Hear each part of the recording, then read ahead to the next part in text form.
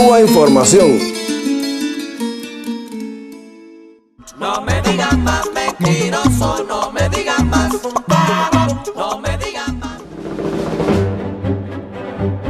Leíamos en decenas de medios internacionales una supuesta revelación del expresidente uruguayo José Mujica tras su viaje a Cuba. La decisión de Raúl Castro de abandonar la presidencia de su país.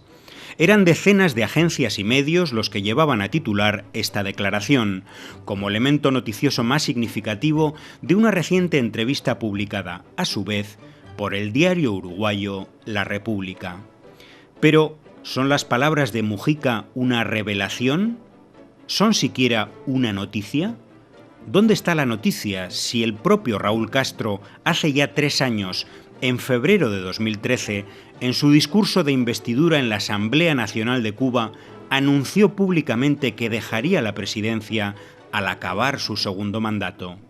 ¿Qué norma del periodismo convierte en titular algo que ya fue noticia hace 3 años y de nuevo el año pasado, cuando Raúl Castro ponía incluso fecha exacta a su retirada, el 24 de febrero de 2018? ¿O será quizá que el resto de las declaraciones sobre Cuba del expresidente Pepe Mujica en dicha entrevista no fueron del agrado de los medios como para generar titulares? El exguerrillero declaró, por ejemplo, que Fidel Castro está en la categoría de mito del pueblo cubano. Alabó la seguridad existente en Cuba, único país de América Latina, afirmaba, donde se puede caminar a cualquier hora por cualquier lugar sin correr peligro. Y se mostró optimista sobre la evolución de la economía de la isla gracias a las perspectivas interesantes que abre el puerto del Mariel y el crecimiento del turismo.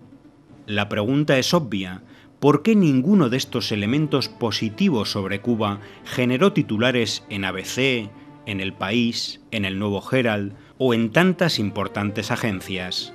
Hace unos días aparecía también en varios diarios, pero en relación a una noticia completamente distinta, titulares con un mensaje sospechosamente parecido. Inteligencia de Estados Unidos prevé probable transición presidencial en Cuba en 2018. Hacían referencia a unas declaraciones recientes del director nacional de inteligencia de Estados Unidos, James Clapper. Y de nuevo la misma amnesia periodística.